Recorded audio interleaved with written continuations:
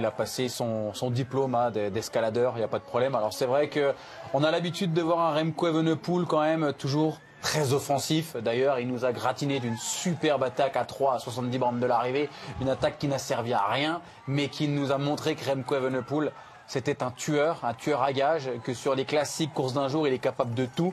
Maintenant, sur 3 semaines, on connaissait ses qualités. Il a gagné à la Vuelta. Après, il a eu quelques petits problèmes de régularité sur d'autres grands tours. Mais là, sur ce Tour de France, il a été incroyable. Il a été très bon. Oui, ça a été un suiveur, peut-être le meilleur suiveur de ce tour, parce qu'on ne l'a jamais vu quasiment essayer, si ce n'est hier. Mais voilà, pour son âge, pour ses qualités, autant avant le début du tour, j'aimais aller enquiquiner mon Jackie, lui dire que mais non, mais oui, je crois qu'un jour il gagnera le tour. T'as vu, t'as réussi à me faire aimer Remco. Il gagnera le tour? Oui. Oui. Il en gagnera plusieurs?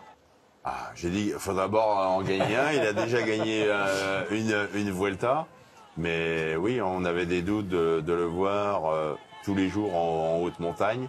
Alors, il a été battu par plus fort, bien évidemment, par Vingegaard et par Pogacar.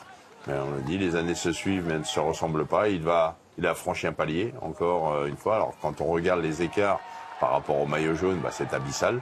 Aujourd'hui, il m'a un peu déçu, j'avoue, sur le contre-la-montre, peut-être un peu cramé, ou alors déjà l'esprit vers les Jeux Olympiques. On rappelle que dans 6 jours, il va prendre les départs des Jeux Olympiques sur le contre-la-montre. Est-ce qu'il avait ça en arrière-pensée? Mais en tout cas, ouais. Voilà, il est là où on l'attendait, Remco Evenepoel. Il n'a pas failli.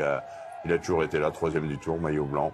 Bravo. Mais il y a encore du travail, Guillaume, pour arriver à la hauteur de ces meilleurs grimpeurs que sont les Pogacar, les Vingegaard. Oui, paradoxal, parce que justement, il a rivalisé avec en haute montagne et il était battu sur son terrain aujourd'hui, c'est-à-dire le chrono, même si c'était un chrono particulier avec cette ascension de la Turbie et du Col d'Èze. Après, voilà, moi je suis admiratif de ce qu'a fait Remco Evenepoel sur ce Tour de France, son comportement dans le peloton, son comportement comme un patron d'équipe, parce que ça c'est important pour gagner un Tour de France. Remco Evenepoel, il a tout bien fait hier, bon peut-être son attaque, mais cette attaque elle lui fait perdre du temps, elle aurait pu lui faire gagner la 2e place. On voit l'investissement aussi qu'on met dans un Tour de France là. C'est pas de la déception, hein. C'est tout qui se relâche, toute l'attention, cette blessure aussi, parce qu'il est tombé sur le vélo, comme Jonas Vingegaard, le même jour. Il a fallu se reconstruire, arriver là, et il est sur le podium. Il a gagné beaucoup de choses. Il est sur le podium du Tour, et ça le touche à ce point-là. Je l'ai dit, c'était un ancien footballeur devenu cycliste, avec un joli palmarès. Il est désormais cycliste professionnel. Il a eu son bâton de maréchal avec ce podium.